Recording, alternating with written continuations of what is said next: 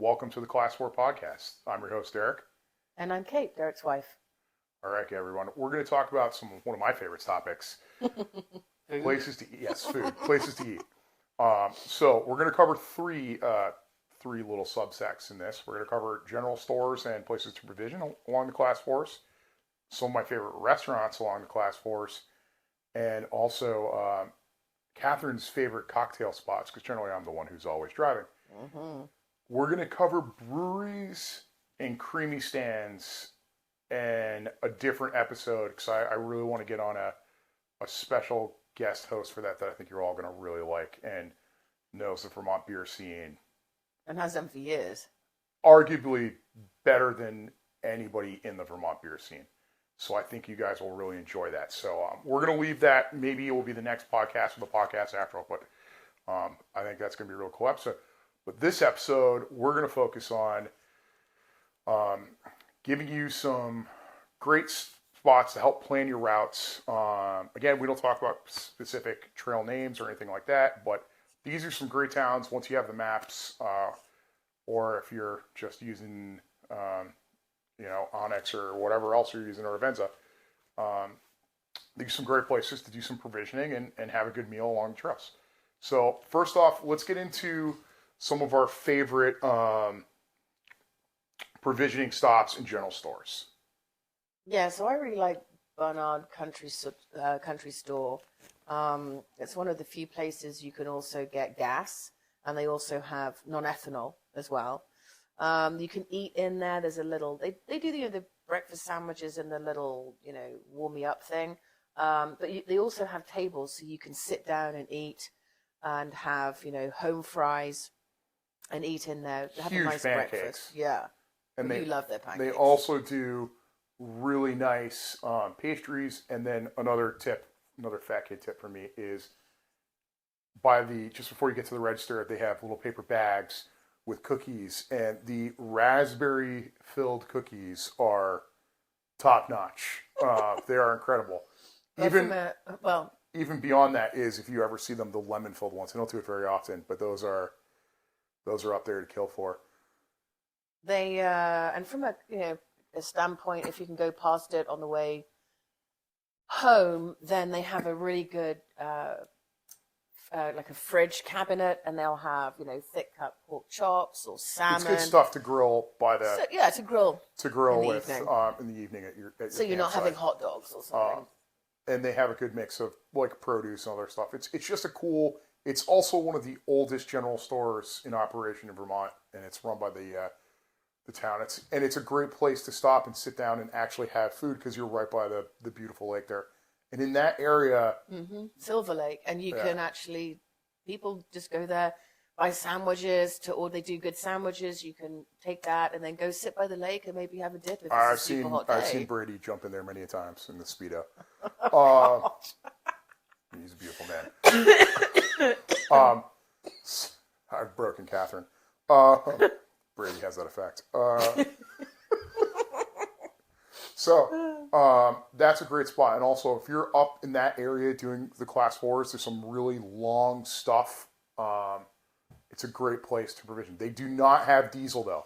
If you need diesel, you have to go all the way down into Bethel for diesel, or back into Woodstock. That's just one thing to remember about Barnard. Oh, and they also have huge amounts of beer. Yeah, Barnard has a pretty big good beer fridge, selection. big fridges of beer. Oh, and they also have a bathroom.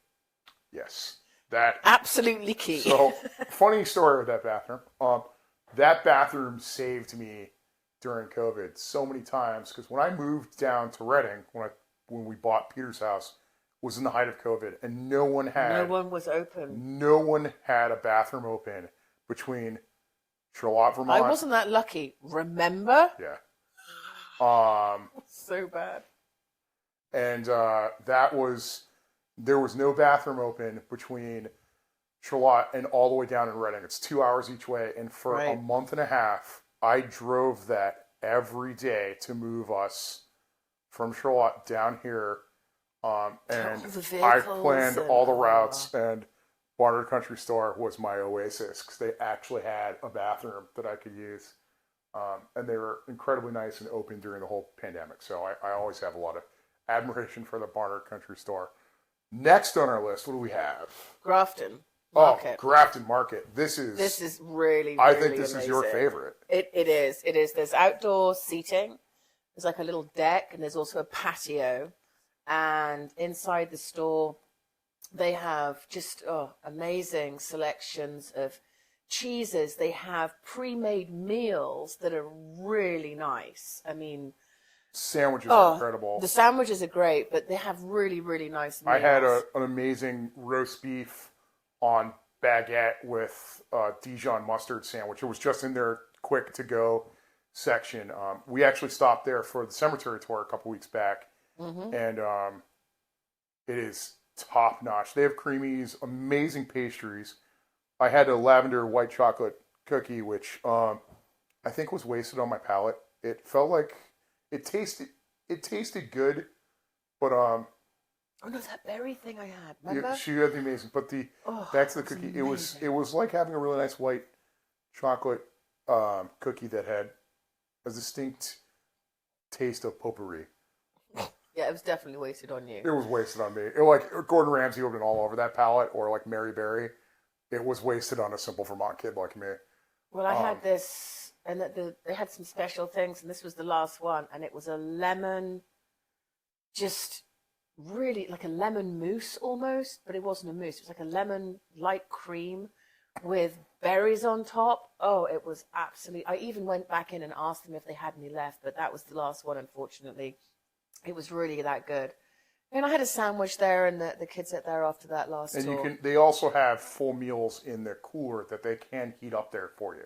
Yeah, and they also have a lot of beer, and there's some really nice bits and pieces in there. Derek and I really love charcuterie, so we bought a little cheese knife in its own like holster thing, like It's like knife Damascus holder. rolled steel. Right. It's And we bought that. You bought that massive charcuterie board. It's gorgeous. but it is an awesome place to stop. And then if you're on for our maps this year, I've listed 2 really good spots, because a lot of times that store can get pretty packed. 2 really good spots that you can wheel to and have an amazing lunch right by the river. So I highly, highly recommend Graft. It gets busy, but it's great. And there's a lot of good stuff in that area for class 4s within the a couple towns area. It's just, but there's not a lot of stores. Grafton is kind of an oasis down there because a lot of the area around that is depressed, particularly when you move farther south. So next one is another one of my favorites is Hastings General Store in West Danville. If you're up in the Northeast Kingdom, this is my go-to stop, and it's awesome. It is as Vermont General Store as one can get. The post office is in it for the town. It's also the town liquor store. It's right by the pond up there. I think it's Joe's Pond. I can't remember off the top of my head. But she has amazing donuts every morning and really good baked goods. You walk in there and that general store is exactly the way it's been since the 1800s. And they're incredibly nice. That's where I go to provision for day trips when I'm up in the kingdom. We'll be stopping there when we do my Derek's Fat Kid / Auntie campsite cooking. That's going to be the Sunday morning breakfast stop. They don't have gas. You have to go into, again, if you're up in the kingdom, you have to go into Danville to Marty's short stop for gas. They have diesel and gas. And then that's also a decent place to provision with a butcher and stuff. It's just not, it's okay, but it's not the same level of cool general store experience as the Hastings General Store in West Danville. Definitely worth the stop. And as I said, if you can make it up into the kingdom, the class 4s up there are amazing. The people are incredible. They really want people out on those class 4s and spending their money up there, which is a completely different experience than you see down here, where everyone has horses. Down here is good. Rich. Down here is good, but and they don't need the money. They don't want you there. You do encounter more people who don't want you on the trails. The farther south in Vermont you go, but the class 4s are still open. They're still good. It's just they understand that they want the tourism, and they understand that not just us with the overland vehicles, UTVs, all that stuff are the future as snowmobile season is dying in Vermont. So really worth getting up into the kingdom, especially if you've been to VOBSs before and you haven't really made the trip up there. The only time people used to really go up there was to go up to Hill Farmstead. And now we've added a bunch more towns up there. There are incredible class 4 roads up in the kingdom. But Hastings General Store is a great place to provision and get a breakfast sandwich.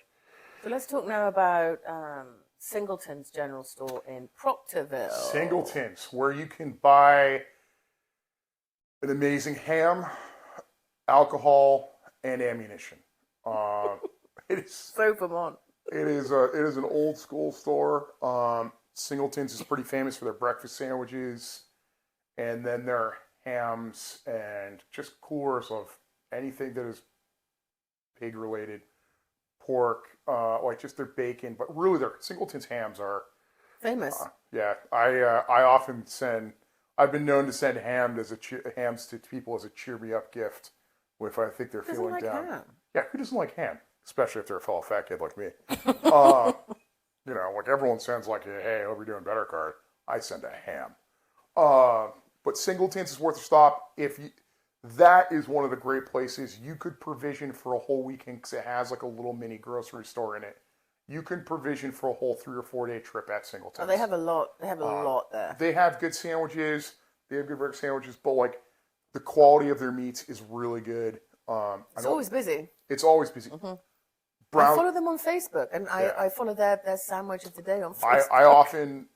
I often plan my routes if we're going to start somewhere down there because they have such amazing breakfast sandwiches. Also, for the class 4 stuff, Singleton's is a great area. I can give this one away because it's not class 4. If you're going to go fly fishing up here, that river section, the Black River section, between Singleton's General Store and Downers is just epic. It's so beautiful. That is where you go to.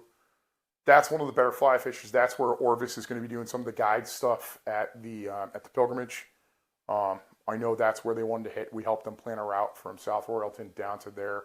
But it's a great place. And then if you want lunch and stuff, you can proceed into Ludlow. There's some good sit-down restaurants. But Singleton's is always on my list for go-to, particularly for breakfast sandwiches and provisioning. So next on the list is a site that also has gas, which is Bridgewater General Store.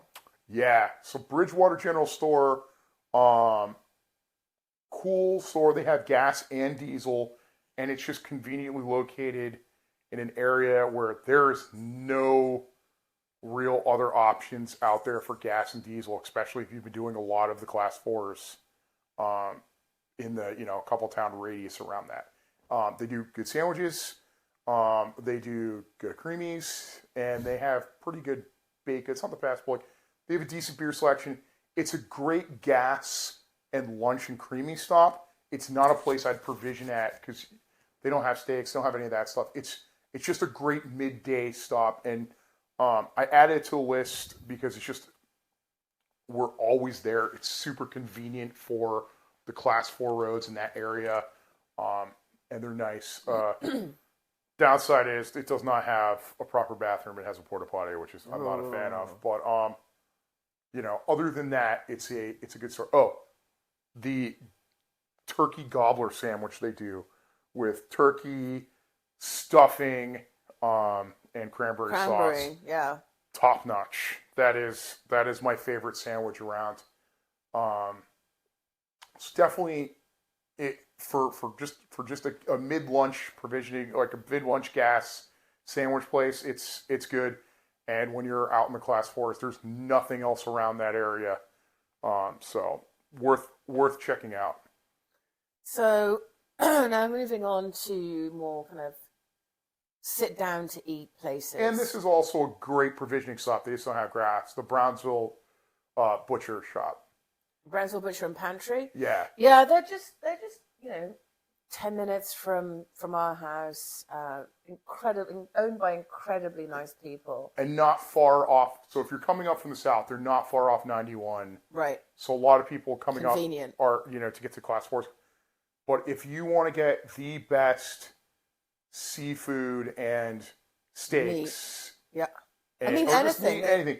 In Vermont, like Peter is an incredible butcher. Oh my God. Everything is aged. And then you walk in and you can see, and you can eat there too. There is a breakfast and lunch and menu dinner, and dinner. But if you want to get your own stuff, they do all of their own butchering and preparation and storage. They're doing that while you're in there. Like it's phenomenal. And then they make their own homemade sausages. They also, this year is their first year, homemade creamies. They make all their own homemade creamy mix. Oh, they do now? Yep. And they have a really on point beer selection and wine selection. And they have fresh produce, so you could get, whether you want to get a really nice like green beans or salad. They have a great selection of different fruits and vegetables and bread. You can and fruit. You can make a really good couple days meals by just stopping. Definitely. And they have a deck where you can eat outside as well as inside. Peter and Lauren stock some of the most amazing sauces, like that jerk sauce that Laz turned you on to. Oh my God, that for the salmon. Is it Busher Brown's? Yeah, jerk? It's Busher Brown's jerk sauce. Absolutely amazing. And we'll do a campsite cooking podcast, but I won't host that because, all of you know, I'm kind of like Yogi Bear at the pilgrimage. I wander from campsite to campsite and people feed me. I don't actually cook. That's not my skill. So we will bring on a good guest chef who's good for that. But Brown's Little Butcher, no gas, amazing provisioning stop, the best meat and cuts. It's just hands down. It's a really high end butcher. Hands down, the best stop. If I want an amazing steak, or I want an amazing lamb, or have like salmon on the campsite, they do really nice. They have really nice cheeses and pâtés as well. Actually, yeah. So they do. And they sell King Arthur bread, so they'll have the nice bread and the loaves of bread, but they also have the baguettes. It's a good stop, and champagne and beer. That's the place. Wine. That's where I would stop before I hit the Class 4s. I can't stress this enough. Don't come to Vermont with food and all that. Buy it here. It's not like it is out west. You can provision from, that's why we're doing this. You can provision from general store to general store. You will not be hungry. You don't need an amazing chest freezer. I want one. I think they're awesome. But here you can literally get away with no chest freezer and just have a regular cooler and some ice and do 4 days up in Vermont and be completely fine. And then a couple of other local places. Obviously, Worthy Burger. Yeah, our good friend Jason at Worthy. That's both in Woodstock and in South Royalton. Mm-hmm. So the one in South Royalton is a mile from the venue. And the cool thing with that one is it does not require reservations. But they have a smaller menu than Worthy. A little smaller menu, but kitchen. It's still. It's still great. I do have to say, I think their menu is more creative. They definitely do more specials than kitchen. Right. I really like that. And it's a great place to sit outside, hang out, and there's indoor seating and outdoor seating. And it's where South Royalton is. It's covered outdoor seating. South Royalton is a very convenient place to get lunch because there's loads of stuff around there, like Class 4s in many, many towns around there, or an amazing spot to have dinner there because you can just book in a site at Henderson's Hideaway. Again, right. So you can book in with Cheryl at Henderson's Hideaway anytime during the year if you ever want to stay up here. That is a great thing, and they're a mile down the road. So Worthy Burger, amazing. Worthy Kitchen, incredible menu, in Woodstock, but they require reservations just because they are so booked. If you turn up there, you won't get a table. Yeah. But they're on Open Table as well. They are on Open Table. Just use the app. One of the cool things that makes Worthy special is you will find Hill Farmstead on tap there, which is incredibly rare at most of the restaurants don't have Hill Farmstead on tap because Hill Farmstead has amazing beer, but they don't want you to have it. So it's incredibly difficult to get to it. I won't get into their brewery and all that other stuff. Maybe we'll cover that in their brewery thing. Anyways, amazing beer selection. If you want to go and have a burger and sample some of Vermont's best beers, Worthy Either Kitchen or Burger is the place to do it. And speaking of Woodstock, just up the road from there, probably not even a mile, is the Vic. So it's actually like a hotel, but they have a downstairs bar. It's in this old Victorian house, and you can walk in, and they have nice sofas, and they do. It feels like a platters. 1930s it's bar, lovely, and it's from 4 to 8. So if you are, it's definitely doable for cocktails when you're up here for a trip, and then to still make it to your camp. Again, always have a designated driver. Can't stress it enough. Now Jason, my lawyer, will be happy. Yeah, you're mine. I know, right? So that's why we don't do beer tours. I'd just be organized during driving. Anyways, the Old Vic, lovely place. Some amazing cocktails. Right in and charcuterie right in Woodstock.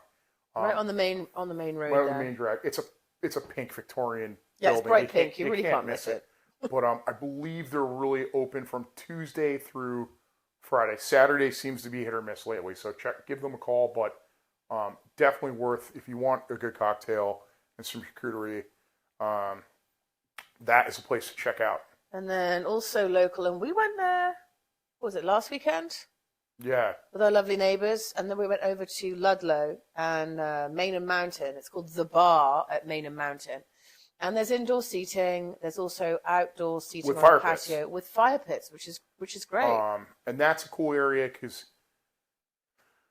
Ludlow has. So let's be honest. A lot of people, I'd say a vast majority of our people are camping via rooftop tent, ground tent, whatever. We also have a contingent of people that come up and stay in Airbnbs or stay in hotels. And Ludlow, if you're looking for an Airbnb to come up and do some overlanding trails, particularly this time of year, is hands down the place to do it because there's so many available because it's a ski town.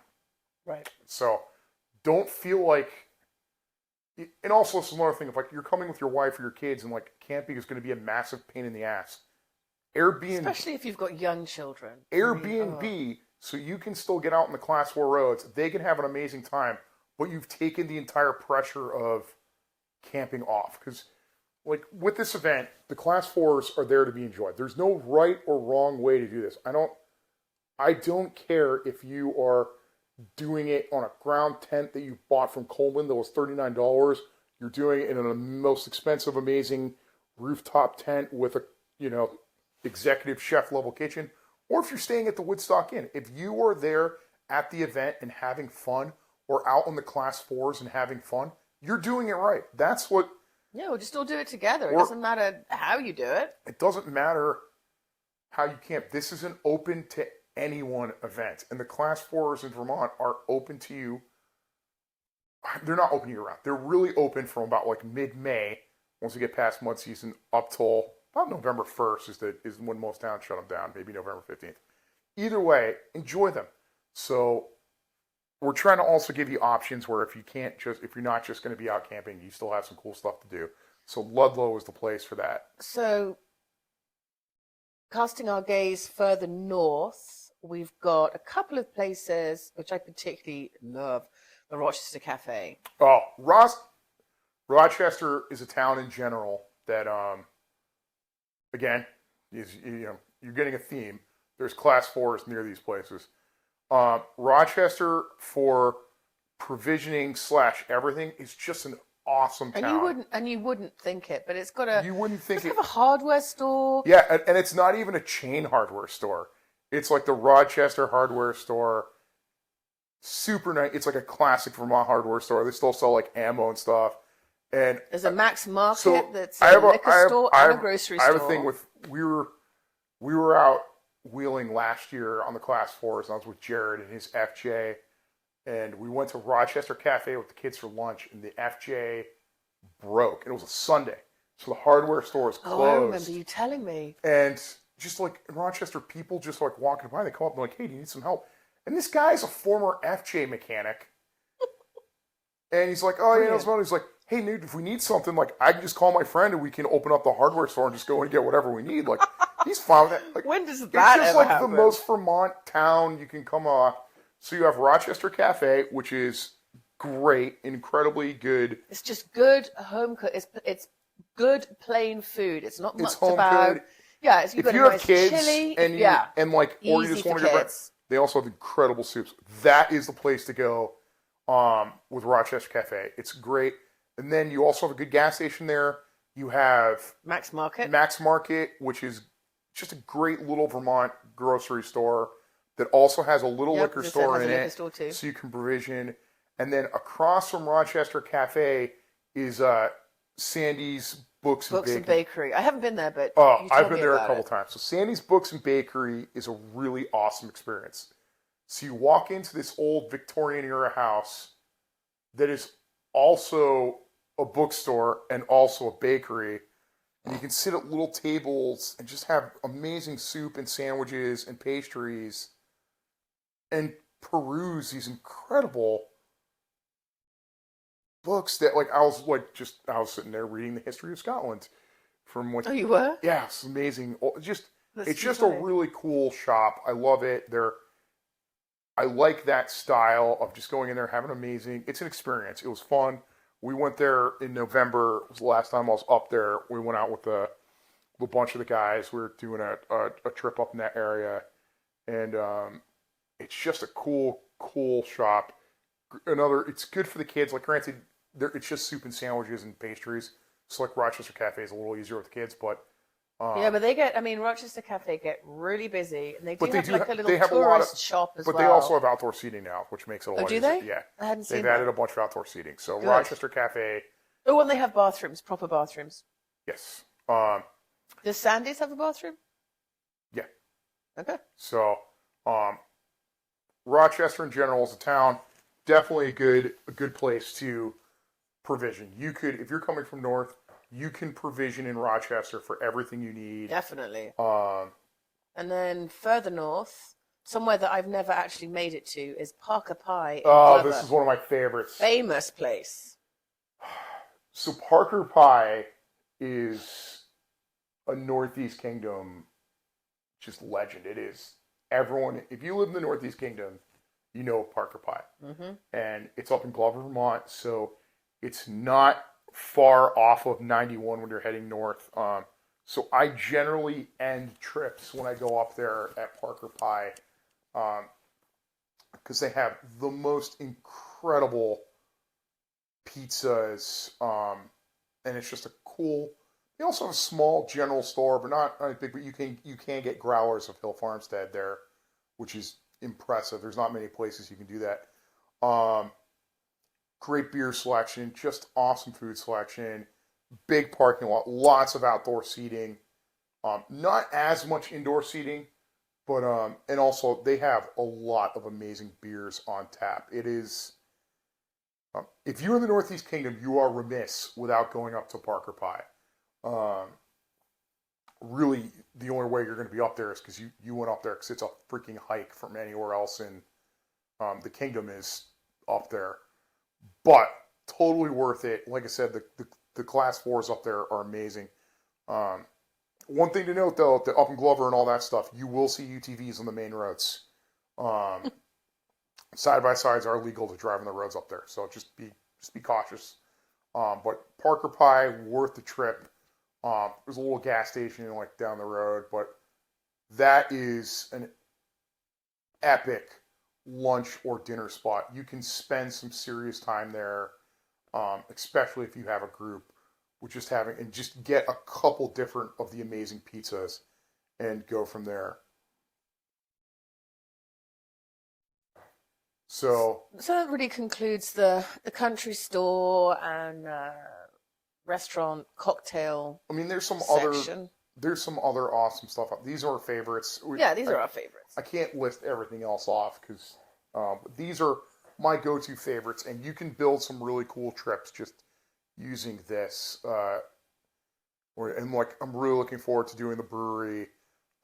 episode with you, and I think we'll do a creamy stand and swim hole podcast, because those two really go together when it's pure summer. When it gets hot, yeah. That one hot in July. But for this week's vehicle walk around, we're going to talk about one of Cate and I's favorite. I don't know, probably our favorite rover. Apart from Isla, but more useful, yeah. We have a 1978 Land Rover 109 X-Army ambulance. And the whole story of this Land Rover is... was that the Cypress one, or was that... Yeah, so this... Okay. This is another... We've had a couple. We had two ambulances. This is the ambulance that didn't try to kill me at every turn. My first 1966 ambulance used to lose brakes at convenient times. Not enough where it could kill me, but let me know it was capable of killing me at any point if it wanted to. Whereas this ambulance has been a much better ambulance. So the cool things about when you're dealing with a vehicle that's an ambulance is the sheer amount of space you have to play with. No, that's not the best thing. What? Best thing is the bulkheads. When the children are arguing in the back, you can just shut the window. Oh yeah, that is pretty awesome. When the kids were smaller, so when you mod your ambulance to fit 3 car seats in the back, and then you can just shut the attendant's window and just hear muffled screaming. That is a nice thing. But you do have a lot of space to work with, and the first time I actually came down here, I came across some photos on my phone today of us over the river camping down there. We were camping at VOBS 2017 in our ambulance at the house we now own, but we were camping here in the ambulance. And then we camped over the river after that with the military tent and the wood stove, remember? Yeah. I think that was the following year. No, we camped 2 years up in the field here, and then 1 year down there, I think. Whatever it was. Yeah, I think so. Yeah. I think you're right. But it was... The cool thing with the ambulance is you get a lot of space. Not enough to stand up in, but we had 3 stretchers. It was fully still set up as like a military ambulance in the back. So Catherine would be lying on a stretcher with nothing above her on like 6 inches of memory foam. Yeah. And you also have fans that were designed to keep the patients cool in hot weather climates blowing on it, which was awesome. And then you'd have on the other side where the kids and I would sleep. The boys would split a cot. They were smaller. They were smaller. They're definitely smaller. But they were small. So they would split the bottom bunk, and I would go in the top bunk. And they could have memory foam because they're small. I couldn't. So I mostly just stared at a bulkhead. I stared at the ceiling, which stare is like... Stare at the ceiling. I'm claustrophobic, and I can't be on the top bunk like that. I just can't do it. But we could fit everyone. And we had 2 Irish Wolfhounds in the car with us, too. Sleeping on the aisle in between. We had Ava and Rover with us. Oh my god! Back sadly both those dogs have passed, but they were good times. But the cool thing with the ambulance is you could fit all that. We could all camp in it. There's no bullshit tents, and it rained that VOBS so hard. It rained so hard that VOBS. I felt so sorry for people with tents, and all we had to do was literally get out, walk around the driveway, and open the door, get in, and leave. That was it. So the ambulance started. I bought this ambulance in the UK from a guy who bought it direct from the British Army. And it spent from, I think it was 1980 all the way till like 2009 in Cyprus. It was a British Army ambulance in Cyprus. It was one of... Was that when they were doing something with the radiator and all that sand coming out? I'll get to that. But it spent its whole life in Cyprus. The chassis and the bulkhead were amazing. There was no rust on it. And it was there. There's still troubles going on in Cyprus at the time, but it was one of 4 ambulances on the island for the British Army. And so it had a cool history. Every British infantry unit had rotated through it and used it at some point.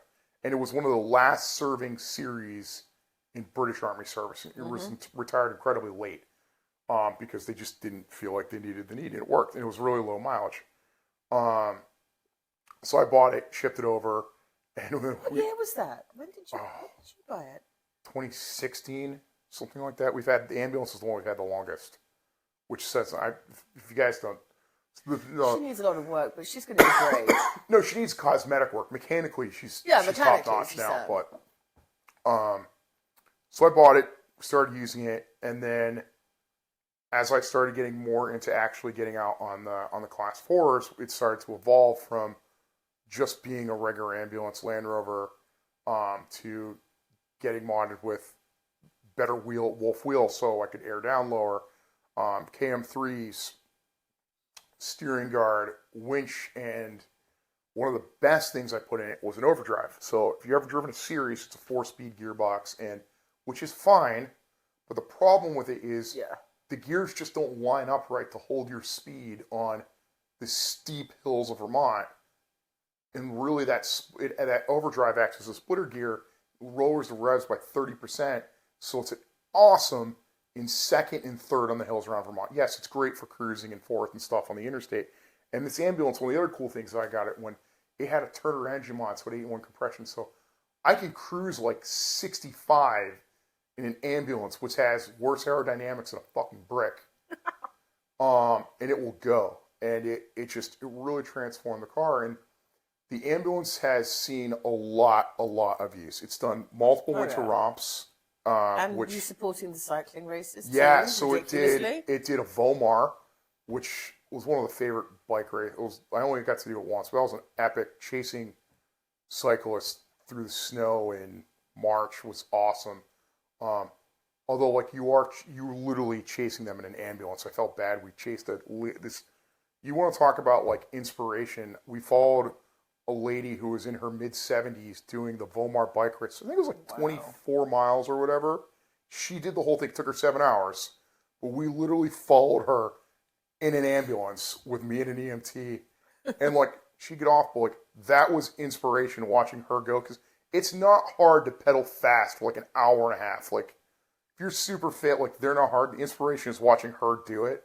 So we supported that. We supported a couple other bike races, and when I say support, we did a lot of pre-running. And when you pre-run, it's a whole.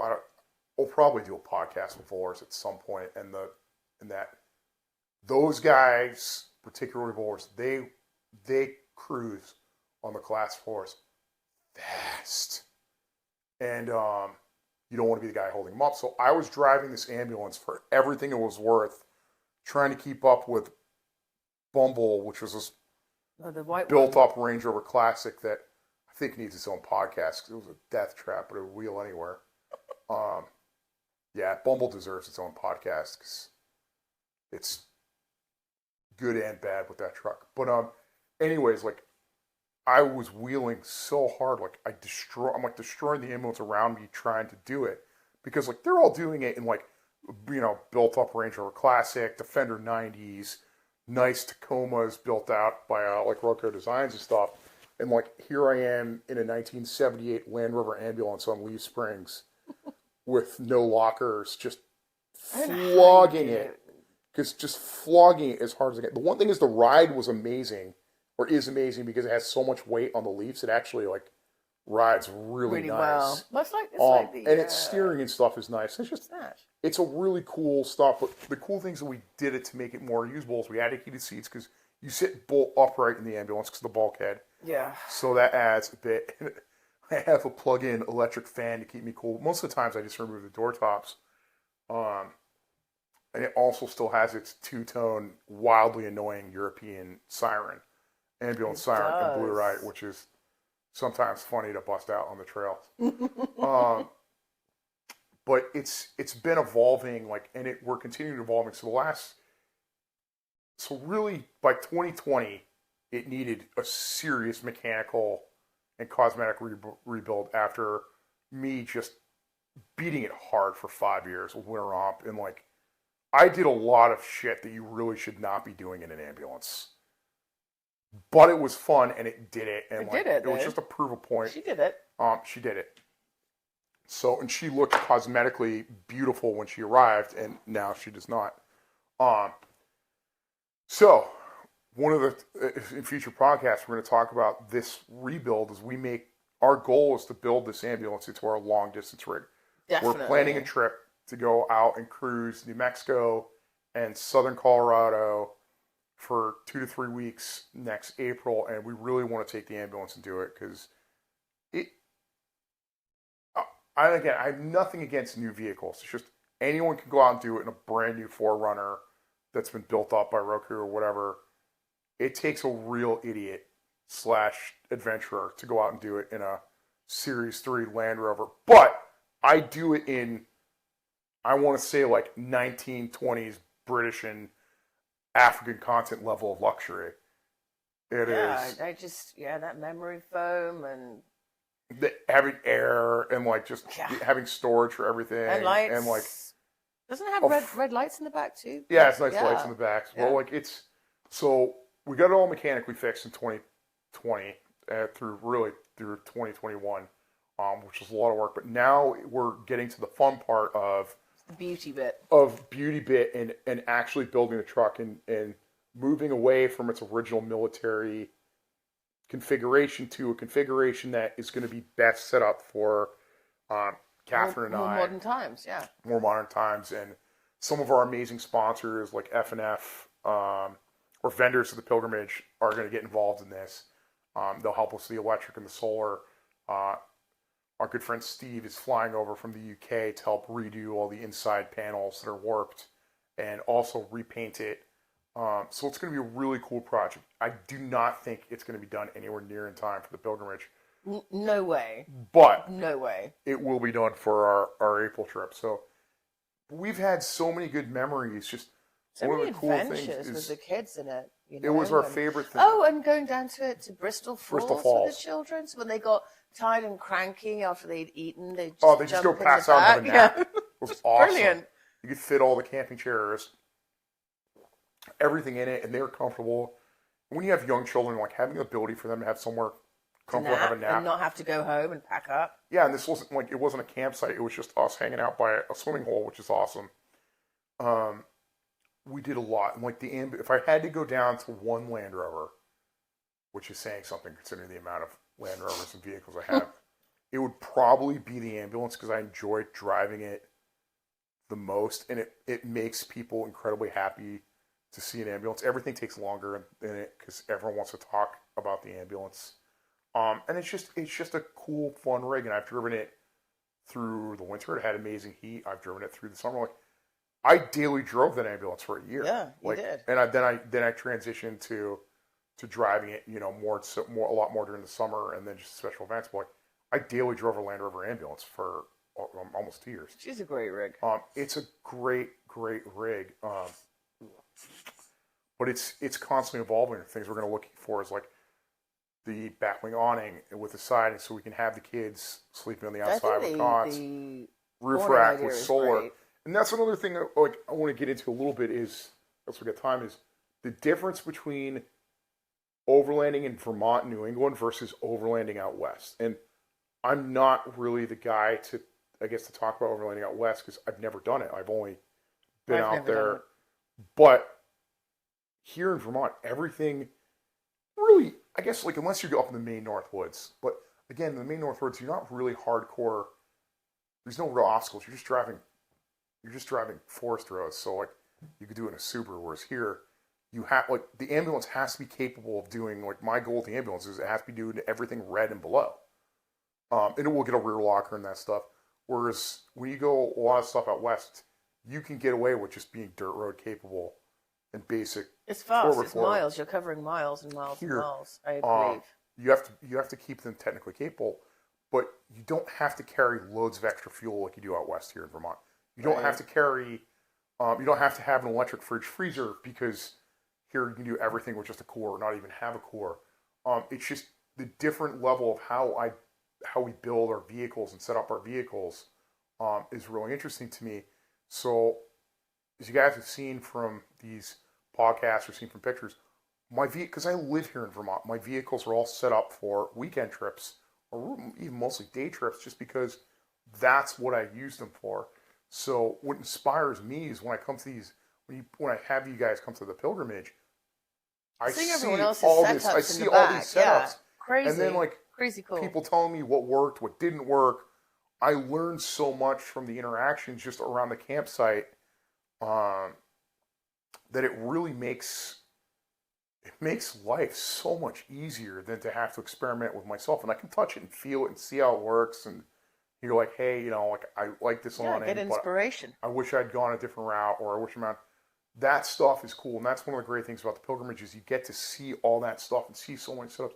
And it's just it's our third year, just in the 3 years I've done it, my setup has completely evolved from originally just being in the ambulance to now rooftop tent, camping trailer, and everything else. And even the trailers evolved, you know, to like going down into the ground tent as we've learned that camping with an Irish Wolfhound is not something that's best done in the vehicle. Two reasons: one, he's huge, and two, I don't know if any of you guys have Irish Wolfhounds, but they're notorious for their farts. They're especially Max. So bad. Max are way worse than Ava's were. Oh, Max are horrible. I literally thought he'd taken a dump in the room, but it wasn't. It was a fart. Yeah, he did it to me up in the Northeast Kingdom. It brought me back to my days in the gas chamber in the Air Force. But like I've evolved. Like I didn't have to do a lot of research for ground tents. I was like, hey, community, what's the best way to do it? And everyone's like, Gazelle. And so like we just ordered a Gazelle tent. Super real. Like it's awesome. And yeah, sharing knowledge. What we love about the pilgrimage is the community, and that's I can't stress this enough. It's not just an event. This is a community. It's family. It is more than just one event. It is year round. So I think we've probably rambled on for enough. I just want to covered everything. I mean, there's the cemetery tour, July 1st. Oh yeah, we'll get into the upcoming tours. So in case anyone wants to remind anyone. So the one immediately is this Sunday coming up. That's the 25th. We have the gold panning. Tour, gold panning and history tour. And history tour. I think there are still tickets if you're in. Again, all my history tours are only open to people who have signed up for the pilgrimage. It's just one of the perks we do. Whereas when we do the meet and greets, which we will get back to doing in July, I've just been so busy this month in June with the kids and events. I have not been able to get a meet and greet.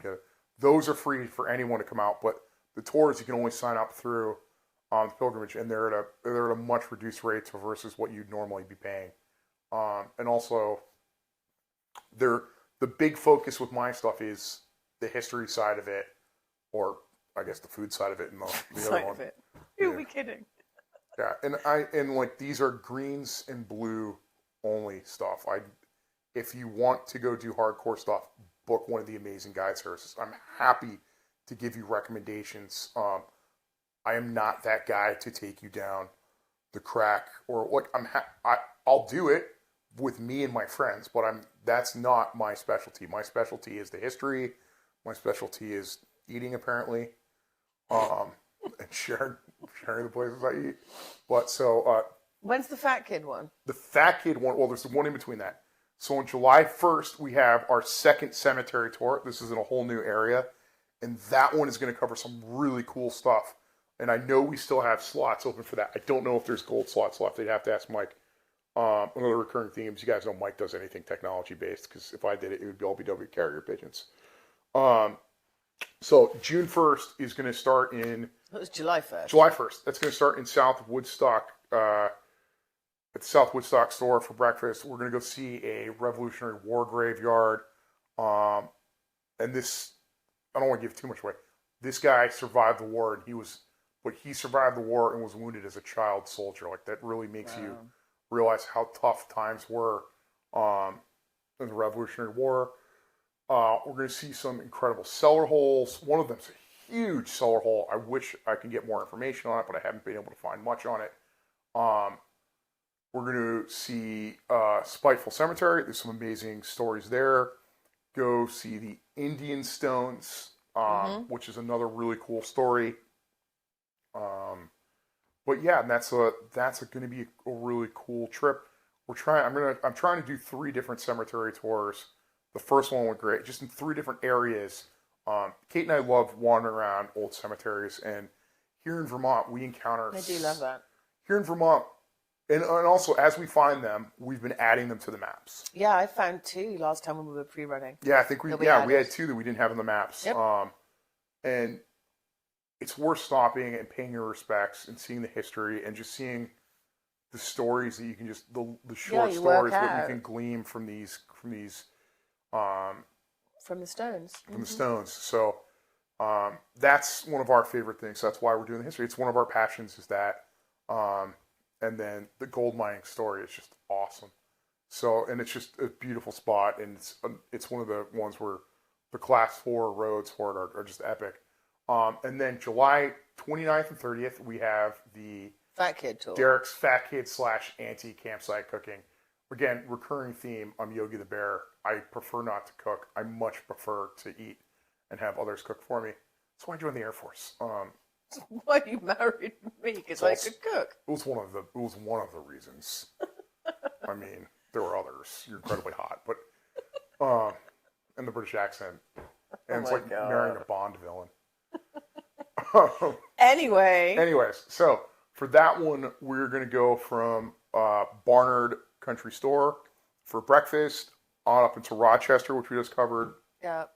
And then we're also going to stop at Lawson's Brewery. Oh, yeah. Lawson's, I forgot about and I'm that. working on some stuff with that. Work our way up into Walden. And a lot of you who came to the last couple pilgrimage will remember Chris Freeman and his wife Emily will be staying up there.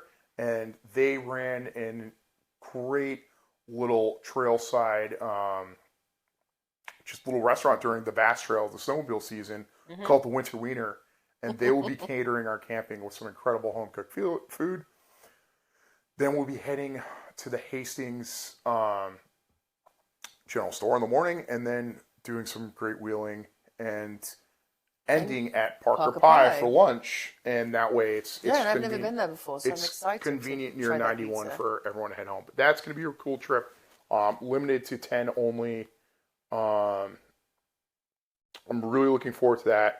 People have been messaging me about the aviation archaeology tour. I'm still working on it. I could do it now, but I'm really trying to get access to this one site up in the Northeast Kingdom. And I know a lot of people go up there without permission. That's not the way I am. I refuse to do that. I really want that because it's just an incredible story, and it really helps come there. So I expect we will see the aviation archaeology trip in August. And if I have a lot of interest, again, if you went on one of these class 4 tours and you want me to run it again, I'm happy to run it again. Just let me know which ones you liked. Or if you have any new ideas that you'd like us to look into, let us know. Yeah, as long as it's history related and that sort of thing. History related, yep. And no, we can't do brewery tours. Jason would shoot me with that. Again, Jason the lawyer, one of our amazing friends. He's going to do a podcast as well on the whole story of how the pilgrimage wound up in South Royalton. So I figure it's better that he tells the story as my legal representative versus me saying something dumb on the radio. But really looking forward to seeing you all, and we'll be back doing the meet and greets, which are free to everybody. Generally, the way we do the meet and greets is they're around Vermont or at one of our. And if we're around Vermont, we'll go out in some of the class 4s and just do some local stuff. And some of them are going to be down in Connecticut with our friends at F&F and OEX, or they'll be we're working on one in New Hampshire with our friends at Self Helm Auto, and probably going to team that up with the Dork Defender Club because Ned and his crew are just epic guys. So really looking forward to that. We'll get back to the meet and greets in July. Yeah, I'll work on the dates. So there's lots to come, and we still do have a couple tickets left for the pilgrimage. There's not a lot, less than like 25. So if you want to get in on the pilgrimage, now's the time. And we do still have a couple vendor slots. So if you're interested in being a vendor, and message us. But thanks again for your time. Really look forward to seeing you all soon at one of the tours or in the Facebook group. But have a wonderful evening. Yeah, have a great night, everyone, and looking forward to seeing you really soon. Take care.